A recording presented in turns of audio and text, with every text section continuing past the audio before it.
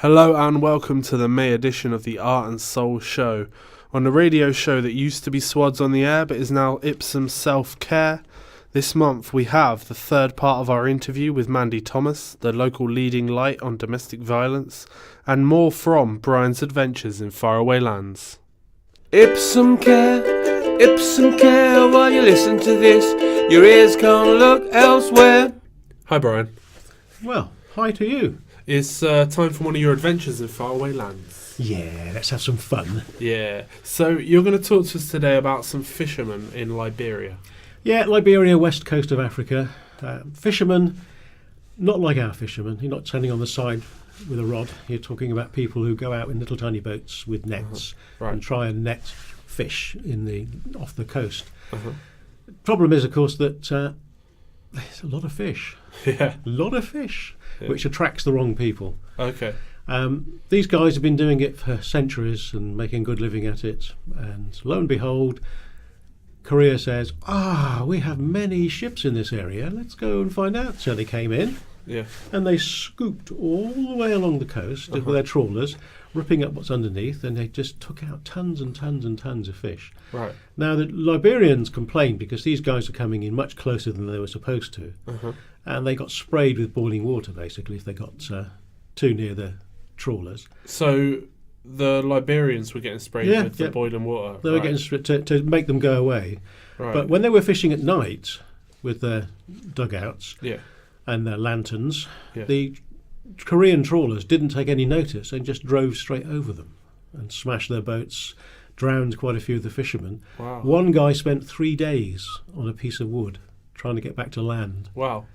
And so they'd asked you to take some trainees down. Well, we went down with the trainees to have a look and get them to do interviews with the people who'd survived the attacks. And this was for the radio? Yeah, for radios. Radios around, not just one radio station. This was for about half a dozen radio stations in the area. Yeah. The journalists all came from different stations and they were being trained by us. And so they would be recording stuff and editing it in the studio. But the thing that really got to them was the fact that nobody would do anything about it. Some of them went and demanded interviews with the UN, who said, we haven't got any boats, so we can't help you.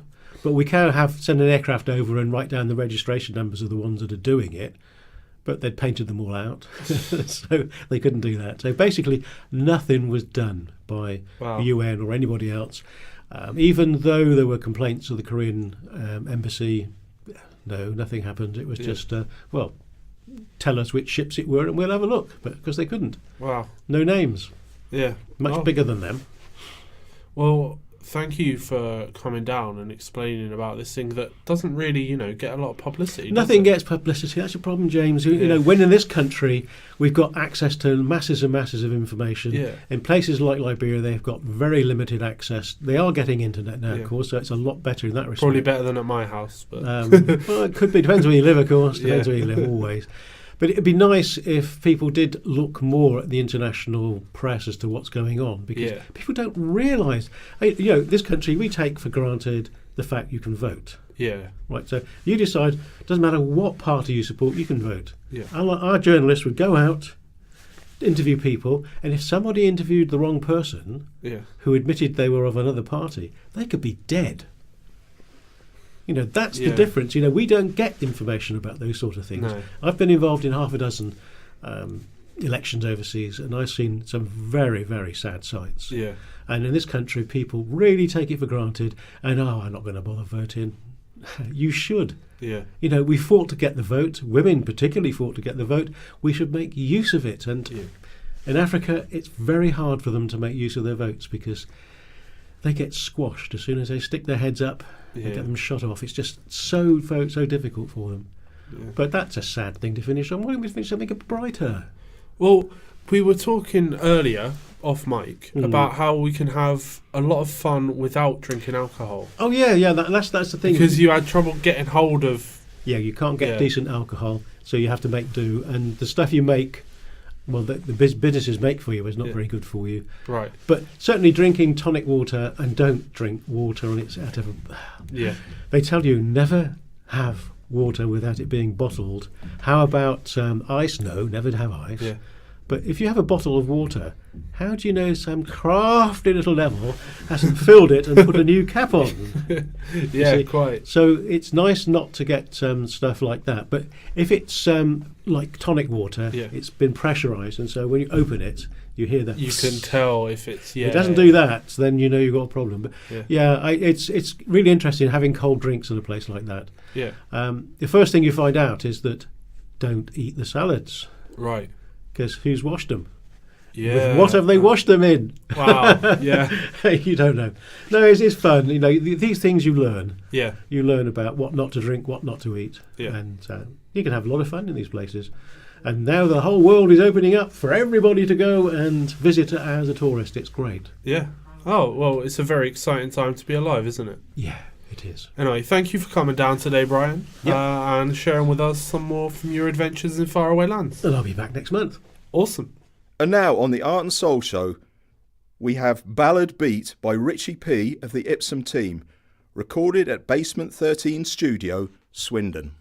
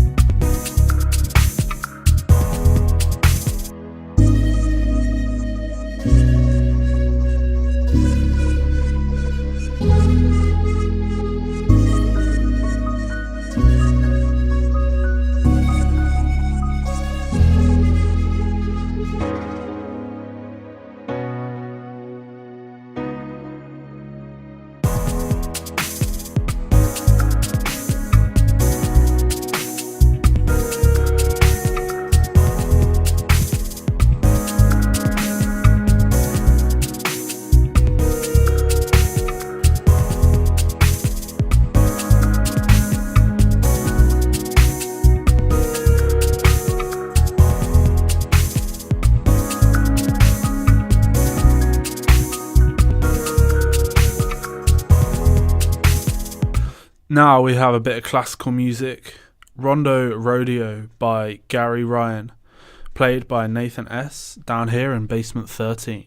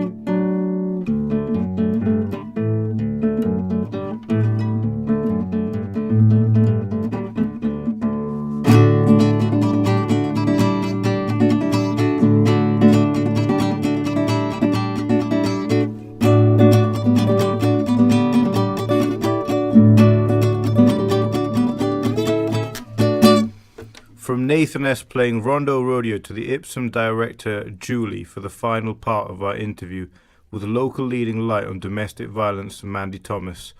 Julie has just asked Mandy about her meeting with the Duchess of Cornwall, Camilla Parker Bowles. Yes, after about 3 goes of not meeting her from being poorly, I think she got a complex in the end. I eventually met her in Bristol at the Women's Aid office. And she sat with a group of us around a table and we told little bits of our stories, and she was crying, she was connecting. And sometimes you think people that are higher up don't quite get these things, but I felt she actually understood, and that there was something within her that was connecting with us, that she understood. And then I felt like I needed to ask her if she was okay. It was really weird, because she was crying, and I thought, okay. So we had this meeting, and then afterwards we did a photo shoot, and she pulled me next to her. She said she wanted me to stand next to her, and I was trying to avoid being filmed as usual. So I stood next to her, and then as we left I gave her my book, and I wrote a poem in the front of the book for her, and a concierge in the car said she's reading it and she's crying and she's saying thank you for everything, and wow, she will be on board. So she's on board with us. That's with fantastic. This fight, which to have a royal is something. You've got Harry and Will, they're fighting for the mind part of things, the mental side of it, which is brilliant, because if we get these people on board, they can connect with a higher level and we might get things done I think easily. people listen, don't they? They do. They listen. We met Chris Skidmore in September. That was connected with Mahala Osborne to do with voting, because for many years I've not been allowed to vote because I can't go on the census register because my ex is a computer hacker. Oh, of course. And it's very easy to hack into that system, and I have explained it to them and they haven't made it any, more secure. So I said I can't sign it, I can't be on it. And every year I get threatened with a fine. And then I have to go through a protocol of how to do it a different way. We play this game every year. So there was quite a few people that came forward and said the same thing. So we thought, right, we'll take this to an MP and see if there can be a change made. So Chris was really fired up about, I can't believe this. So we're losing like 20,000 voters. Yeah. Because it's a lot of people that live like how I have to live. You wouldn't believe the figures. And That's huge. So they're losing votes. So that affects them.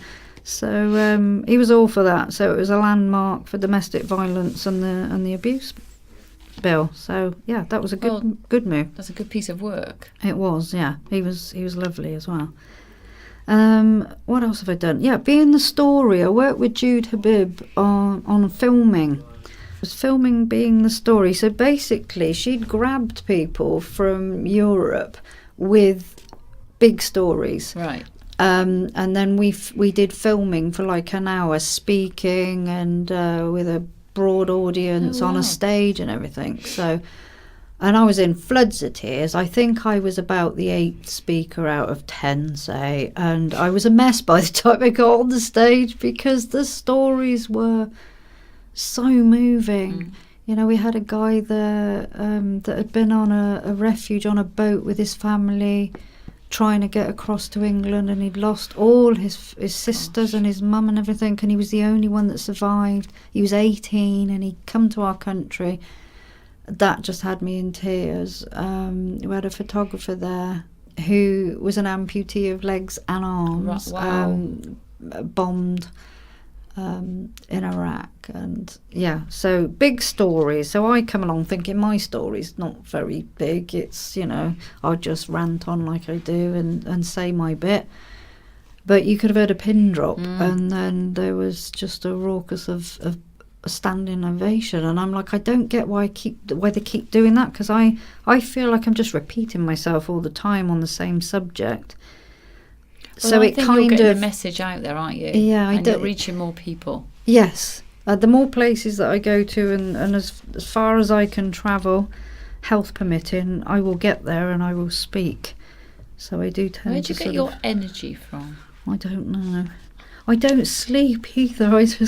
I'm on so much medication, and it's medication to stay awake, medication to knock me out, and they just get, so they're doubled and trebled because of being used to them, and I'm playing that game really. But I think the energy comes from passion and purpose to actually, I want to see this change made. I want sentencing to be changed. I want it to make sense, to save thousands of people's lives. Yeah. So my energy comes from that. I think it's a passion, burning, yearning thing. So it has to be, spurs you has on to be done. So Mandy, I know we've been talking about how busy you are, and you're also a patron for Breaking the Silence, and you're a patron and parent ambassador for Free Your Mind. Yes, Raj Holness runs Breaking the Silence in Birmingham, and her story is another story similar, where there just wasn't a service out there that could have saved her. So she set up her own service for women to come to her, and she just had so many people coming to her, she ran out of space to put people. So she set up a funding page for Grace House, which was a place women and children could go to safely. So I met up with her and we chatted. We have so many things in common, and she's adorable. So after a few times of meeting her, she just asked if I would be patron. Basically, that's just to highlight basically what I talk about. And in her sector, Birmingham, I lived there for 10 years, so I have a feel for the ground and the people. So that kicked off, and we had an honour evening a few years ago, which was just to say thank you for the work that me and Jermaine do, raising money for the charity, which was very emotional. I bet it was. And yeah, patron, parent, ambassador for Free Your Mind. Natasha, again, she's a young girl with a fiery passion in her to get children help, because she's grown up with domestic violence and how it affects you mentally. So she focuses on that, focuses on the children. And I have a charity page that Give As You Live, for raising money for that. Okay.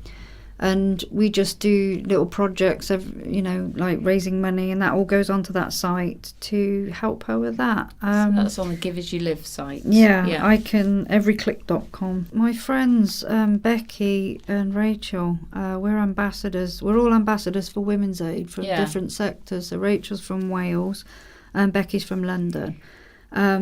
And we sort of get together as a powerhouse like the Charlie's Angels to push these subjects. So we've got a petition running, and it's still running online now, that we're going to take to 10 Downing Street, which is on the licences and molestation orders, which are things that are put in place by judges to protect victims when perpetrators have been released from prison, or just a restriction order when they've not been in prison. But the point being, what it says on it, they don't enforce it. My ex had a 10-year licence with 18 restrictions, and I was told implicitly, and it was written on a certificate, that if he breached any of those, that he would go back inside until 2021. Breached one of them, and they said there'd been a bit of a mix-up. He'd been arrested, let out, and they forgot to put his licence back on, so he didn't actually breach it. And it's things like that where that's why people get killed. So I have to keep going back to the police and explaining to them, this has happened, what are you going to do about it? And it shouldn't happen, and this is dangerous. And that's happened a number of times. So it's a passion, yearning. I need to sort this out, because what's the point in putting these licences and orders out there? It's a false sense of security to victims if they're not being followed through and enforced. So we're actually having to do a petition to take it to Parliament to say that they need to be enforced, even though they're supposed to be. We're having to do that. So we've got over 100,000 signatures already, and they're growing every day, until we can grab Michael Sheen, bless him, to come with us to 10 Downing Street. And I think that's great that he's on board as well with you. He's fantastic. Well, I'm Welsh, so we connect, and we met at Cardiff. So he's He's a very interesting guy, actually, because he does connect in a lot of charities. Yeah. I met him at a Shamai homeless conference, and he's quite a powerful speaker. Right. He's, people are saying he might be going into politics, but he's not. He's he's just helping people in different sections. Right. So yeah, and Rachel's book will be out soon, so I'll have to give that a plug because she's written a book. We need to come back, and when we get Rachel on Yeah. air, we can interview Rachel. Yeah. That would be nice. fantastic. And I know that you're working on a second book yourself. Oh, crikey, I started doing that about 4 months ago. This is about the beginning of my life, from birth to when I met my ex. Right. And if people think that You Can't Run is hard to read, the second book's going to be harder. Okay, I'll take that as a warning. Yeah. So I have to be gentle with how I word everything, because when you write something, you're reliving it, like I said earlier, and it takes you back. So it's You evoke raw. the feelings, don't you? It's very raw. It's ugly, and that's how you write it. So then you have to edit it to make it so that you're not taking the reader into that really horrid place, but you're taking them to a fluffier place of just a bit above, so that it's easier for them to read. And I was having breakdowns, and I didn't realise, because I haven't covered my childhood in counselling at all. Wow. Because every time we tried doing it, I kept closing the lid. I said, I can't do this today. I can't do this today. And we said it for 8 years. And you had an awful lot of other things you were trying to deal with at the time. At the same time. Yeah, you did. Yeah. So that's... I am doing it slowly, but I think what might come out before that is I've been working on a series of self-help books. So it's going to be a combination of art, photography, poetry and advice. Yeah. And it will be covering the mini subjects that we were discussing. So suicide, grief, domestic violence, coercive control, in mini books, just to explain how you live through it and how to get out of it, how to help you feel better about yourself, that you don't have to live in this life, in this way. And of course, art, you can express yourself non-verbally as well, can't you? So you're able to, if you can't find the words, you are able to put it out on paper. Exactly. I know quite a few people have asked me to go into art therapy to teach. I have taught art over the years to different age groups. I home educated my kids for a while, so I took them to groups and taught there, and I taught the elderly as well. But when you're working with people that have lots of different issues, you need to have somebody in the room that can take that on board if they have a meltdown when they're doing it. And I said, I can't take that on personally and have lots of people in a room, so I do need help with that. But maybe that's something for when I'm a bit older and more tired. When you've got a bit more when time I've got on more your hands, maybe. I would think. Yeah. That was our director, Julie, talking to Mandy Thomas, a local leading light on domestic violence. And now a song called Champion by the band Flower Babies, best band to come out of Swindon since XTC.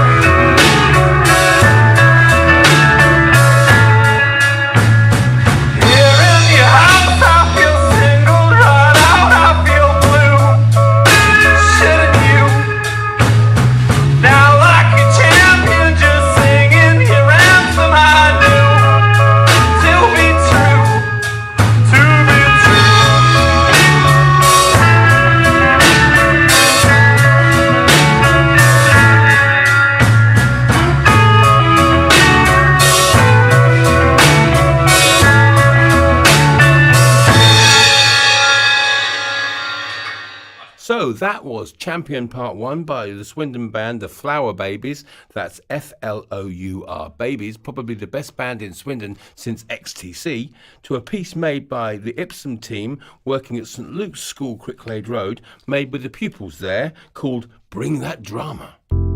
Let's big up. Let's hope it goes well tonight. Ready? Ready? Let's big up. Let's big up. I'm not from your end. I don't follow your trends. You probably know me from a friend of a friend. I got a cameraman trying to catch me. Panorama, cause he knows that I bring that drama. Bring that drama. That I bring that drama. Yeah, I call that karma. Cause he knows that I bring that drama.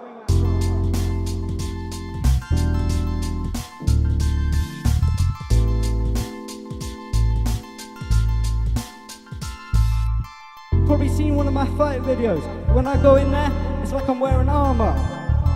Yeah, I'm talking to the town. I heard what's going around.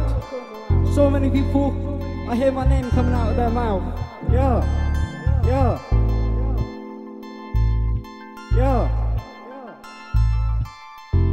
Let's big up. Let's big up. Ready? Ready? Let's big up. Let's big up. I'm not from your end. I don't follow your trends. You probably know me from a friend of a friend. I got a cameraman trying to catch me. Panorama, cause he knows that I bring that drama. Bring that drama. That I bring that drama. Yeah, I call that karma. Cause he knows that I bring that drama. Cause he knows that I bring that drama.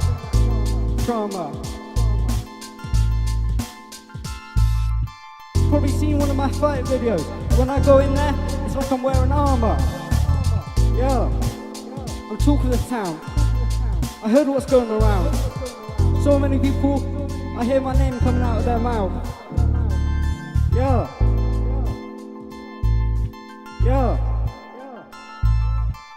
From Bring That Drama to Ipsum patron Mitch Winehouse with the Mature Mondays singing That's Life, recorded recently at Basement 13, Ipsum.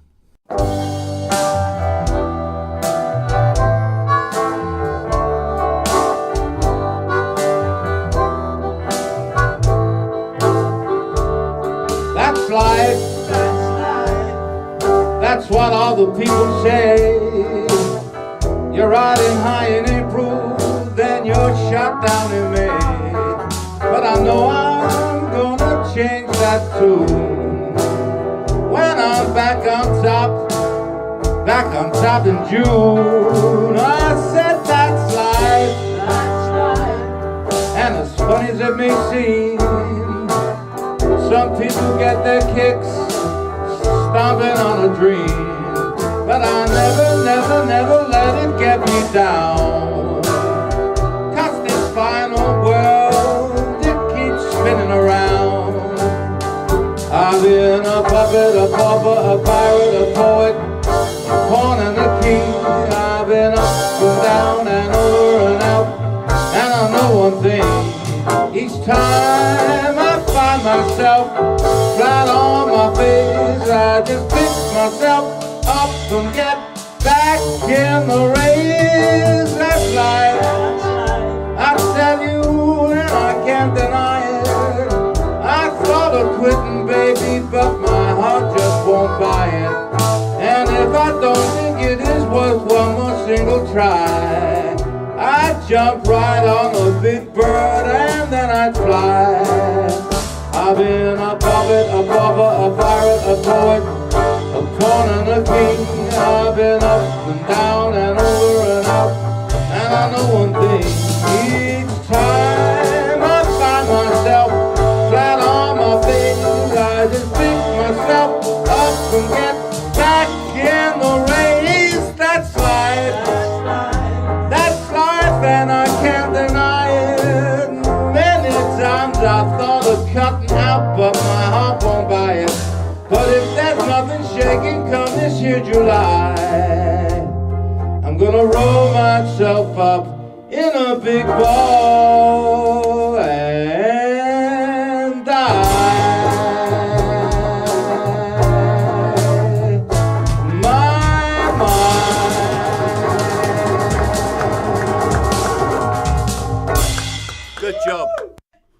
Rusty Goat's back again. I have to lay in it.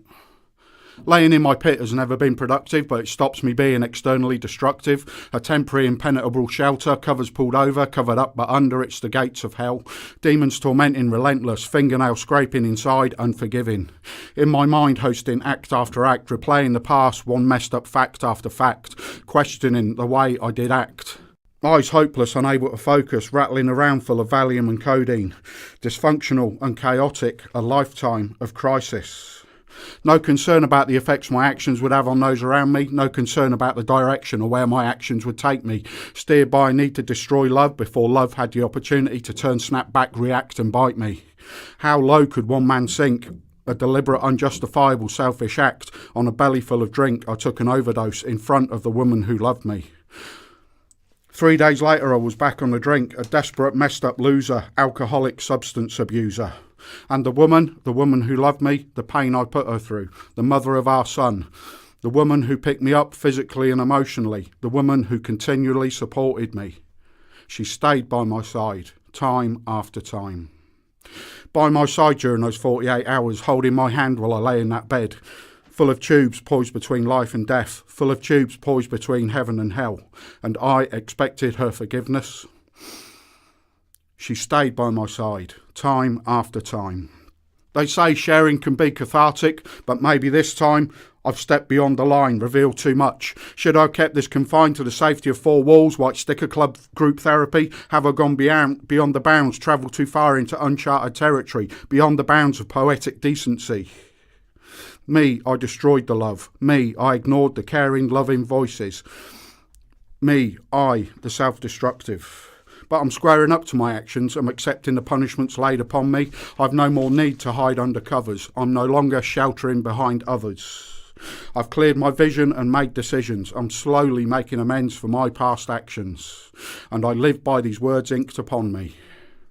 Each day I will get up and make my bed, because each night it is me who has to lay in it. That was Rusty Goat with I Have to Lay in It. Next up, great live Swindon band Sex Jazz with their track Ghost Wasp. Enjoy the buzz.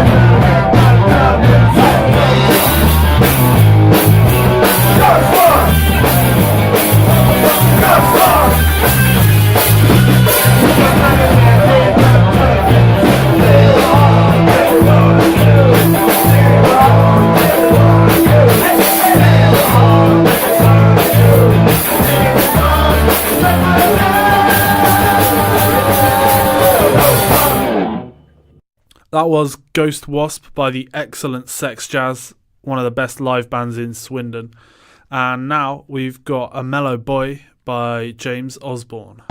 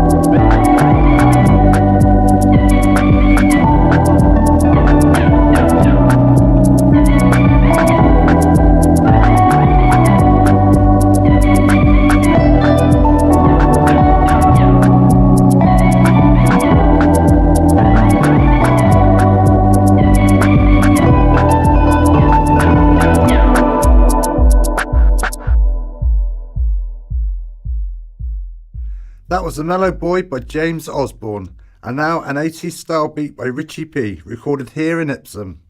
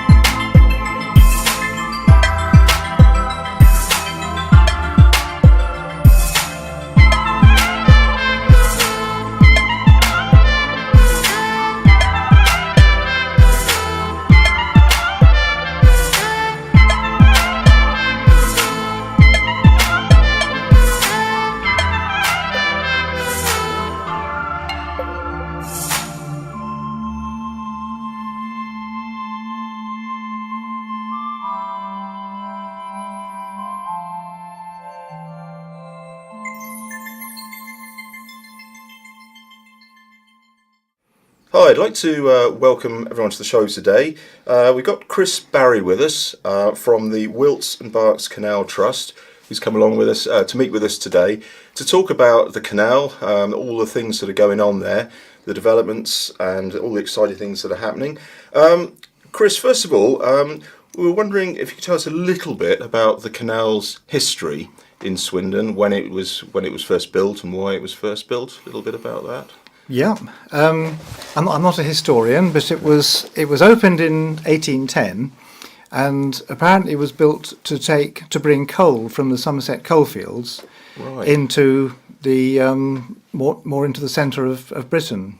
Yes. That's how it started. Yeah. Okay, so this was long before the railways, clearly before the railways in Swindon. I'm glad you asked that, because people talk of Swindon as a railway town, but the reason that chap Brunel threw his sandwich or whatever he did and built the rail works in Swindon was because the canal was here, and the canal could bring all the heavy stuff, the metal, the stone, to build his railway. Right. So the canal was useful in that sense, but presumably with time, with the success of the railways, was that the end of the canals? Exactly so. The canal was a great success while Brunel was building his railway, because it generated a great deal of revenue, and then of course the railway took the trade and the canal fell into disuse, and the end came at the beginning of the 20th century, when a place called the Stanley Aqueduct, which I think is out near Wood and Bassett somewhere, breached and the canal drained, and there wasn't the money to repair it.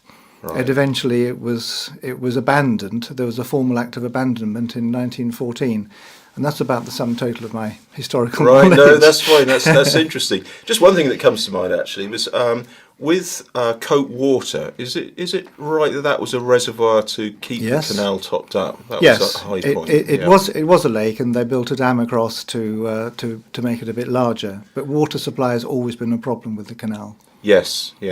So. You mentioned sort of the end of the canal. You said, when was that? Sorry, when did the canal start? 1914, I think. 1914, and then it just fell into disrepair. Yeah. So they officially, you said they officially sort of declared it abandoned. It was abandoned by Act of Parliament, I think. Wow. Okay. Then, I didn't know you could do that to a thing. No, I didn't. Yeah. So a bit like beaching in a way, with the closing of the canal. That's right. That was the end of. Can that go both ways? Can I officially abandon the government? Is that? People have tried, haven't they? Yeah. Not pay their taxes. Yeah. They don't get very far. No. Coming up to sort of more recent times, can you tell us a bit about the Trust and when the Trust sort of got involved and started getting active in the area with the... The Trust, as it now is, started, I think it was called an amenity group, and it started in the 1970s, I think. I'm a bit hazy on it. And then a bit later on, it sort of formed itself into a trust. And I probably joined it 20 or 30 years ago and didn't do much as a member. I just got the magazine and was interested. I liked canals and used to have a share in a narrowboat when my sons were in their teens, now in their 40s. Very nice, yeah. Lovely. Yes. So we had lovely, relaxing holidays many, many times. Yeah. So that was kind of where your interest started, perhaps, with the canals. And then when I retired, I thought it's time to get a bit more involved. And I thought I'd utilise my skippering skills. Discovered I had to do a 3-day course to take public on trips, and I was incensed. I thought I can steer a narrowboat, but there is actually a lot to it, and there's stuff about handling the public, dealing with emergencies, even things like food hygiene in the fridge. Yes. Yeah, it's something I've always found very interesting. I went on a holiday in a narrowboat when I was very young. But it's always interesting. It's a very particular set of regulations around the canal. Lots of rules that you don't really get anywhere else, and specific taxes as well. So what are the specific taxes that you would have to get to, as an owner of a narrowboat, to use it on the public waterway? Not that much, I don't think. Okay. As I say, what we owned was a boat share, and so the paperwork stuff was handled by the organisation called Ownerships. Right. That ran the company, and ironically, we had to pay money into a sinking fund as well, which is slightly bizarre. Right. But if you own a private boat on the canal, you have to pay a licence fee to what used to be British Waterways and is now called something else. Yeah. But I mean, and if you have a permanent mooring, you need to pay a fee. Yeah. And I can't tell you what it is, but I know that loads of people live on narrowboats, and it's much cheaper than having a house. Is there a specific licence you have to drive a boat? Not to drive your own boat. Okay. But my licence is a CCBM licence, is something certificate in community boat management. And so I'm licensed to take members of the public up to 12 and no more on trips in a boat. So our trip boat, although it'll hold a lot more than 12 people, we can't take more than 12 passengers. No. So this boat is the Dragonfly. Dragonfly, yes. So that's on the canal at the moment, yeah, isn't it? Yeah. And that's very much part of the centre of the fundraising, is it? In terms of you have events and fundraising and days. Publicity. It increases awareness of the canal. I mean, we've had so many people on the boat who've lived in Swindon for years and have no idea there's a canal here. No, it's a similar situation for myself, actually, because I live very near to the canal and just didn't know initially it was there at all. It's hidden away, isn't it? But well worth seeking out. Because you mentioned earlier, actually, before the meeting now, that there were several other sites. There's a lot going on in Swindon at the moment with the canal. So I think, can you tell us a bit about that? There are about the different sites that are actually active at the moment. Well, the canal route is protected in the local plan, and it runs from Solomon Junction 16 in the west to Acorn Bridge, which is, if you're driving to Oxford on the Oxford Road, there's a double bridge. That bridge, half of that bridge was originally the canal bridge, and the road ran in the other half. Yeah. So that's the sort of eastern boundary, and it's an inverted Y shape because the canal, there used to be a junction in the middle of Swindon, and it ran north towards Cricklade, out past where North Star is, and now Malden Hill. Yes, I know where it is. So at various points along this inverted Y, there are projects either being planned, or in the case of Whitselstowe, actually being dug out. I could sound boring and list them all. Well, I think I'm well aware of the work that's going on at the moment, living near to it. I think it's fantastic, particularly the sort of section leading up to Waitrose, which there's a lot of development going on there, isn't it? Yes. Tell us a little bit about that, because I think they're going to build a pub as well, is that right? Yes, an upmarket pub and hotel chain called Hall and Woodhouse. That's going in opposite Waitrose. And the bank there will be piled, so vertical and not vole friendly, Right. but boat friendly. So people, when they're passing, which ultimately they should be, can moor up to a pub, and that's one of the lovely things about canal boat holidays. You just poodle from pub to pub. Yeah. I mean, it makes sense that they'd build a really posh pub by a Waitrose, doesn't it? Doesn't As it well? just? Yes, Like, absolutely. It's just yes. logical. Like, Yes, it has to be an upmarket Yes, one. yes, could be anything else, could it? Yeah. Other supermarkets and pub chains are available, although they're not as good. Thanks for that. Like the hot cross buns. So the canal at the moment, that section gets as far as Waitrose. I know currently it's And a little bit further, but further, we can't yeah. get the boat up there. At least we can get it up there, but we have to come out backwards, Yeah. which is actually very difficult in a narrow boat. Yes, yes. I've done So, it but once.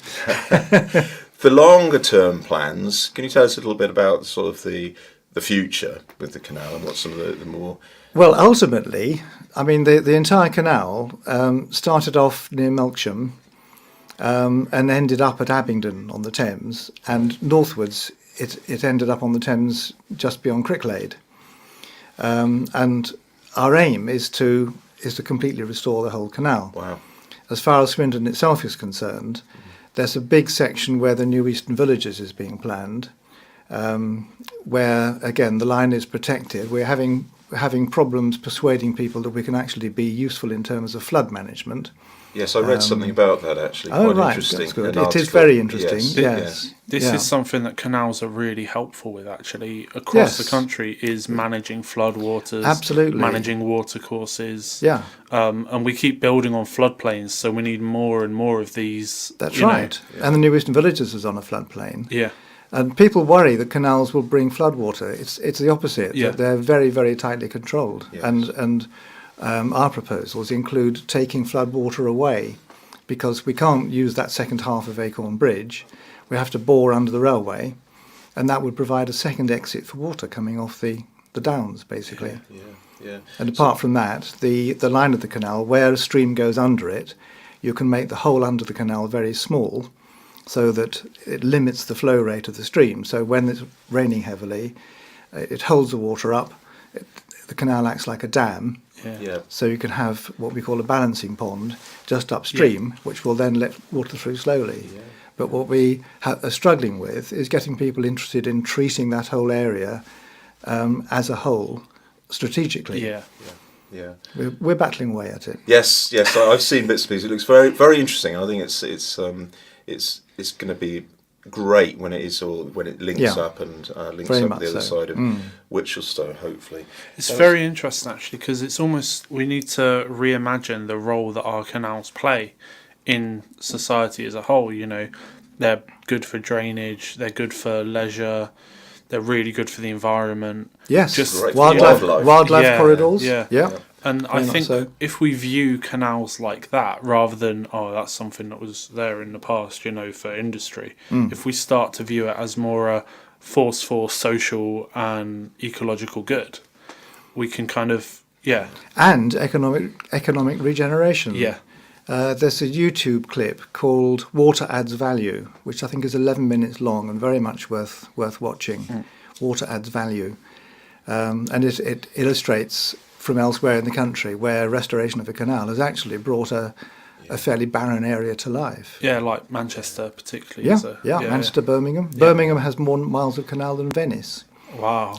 Really? Yeah. That's That's Not a quite fact the same, for you right there, yeah. Not No, quite the same perhaps- climate. No, but yeah.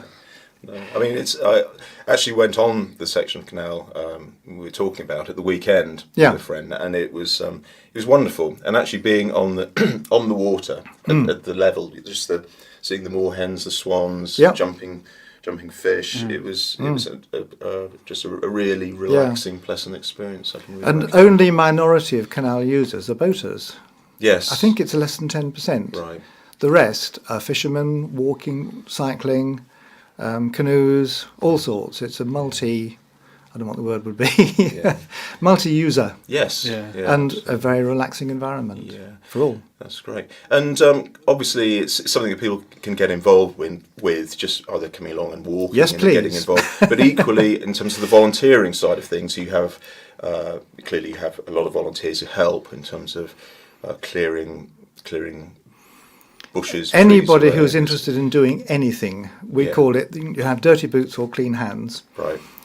Dirty boots for what you're just talking about. Clean hands is more for operating the boat. We're about to restart trips on Dragonfly, but we're always short of volunteers. When do the trips run on Dragonfly? Well, they should have been started now. Right. And there's another story, if you'd like to hear it, about that. Perhaps another day, but yes. Yes, that's, okay. That's fine, but anyway, we've been delayed. We hope to start over the early May bank holiday weekend. Okay. If all goes So people well. just turn up, they can come along and No, they must book. Oh, you book? Yes. How do people get in And touch I with will you? give you. Is that through a website or? The best thing would be by email. Okay, yeah. And it's boat.bookings@wbct.org.uk. So that's boat.bookings@wbct.org.uk. Yeah, or there's a telephone number you can ring, which I've just got out of my pocket, which is 07401 220076. Shall I repeat that? Yep. 07401 220076. Okay, and that would be the number equally for people to, if they're interested in volunteering or getting involved or joining the. We'll be fine. Joining the group. Yes. That's lovely. Yes. Yeah. Okay, well that's very interesting. Thanks for coming in, Chris. It's been quite enlightening. I'm sure we could talk all day It's about been this. great. Actually, Yeah. Oh, 'cause yes, you can I have probably a tell I personal can. interest myself. I think it's a really great project. Yeah. And hopefully people will get involved this year. That's Great. great. Thanks for coming along. Okay. Cheers, Chris. Thank you. Thank you. That was James and Chris talking to another Chris Barry of the Wilts and Berks Canal Trust, all about her own little canal down by Wishelston. And this is little Amy playing out the May show for our programme. And I'm going to do a plug for myself because I'm going to talk about ghost trains next month. See us on Swindon 105.5. The first Tuesday of the month at 10 o'clock.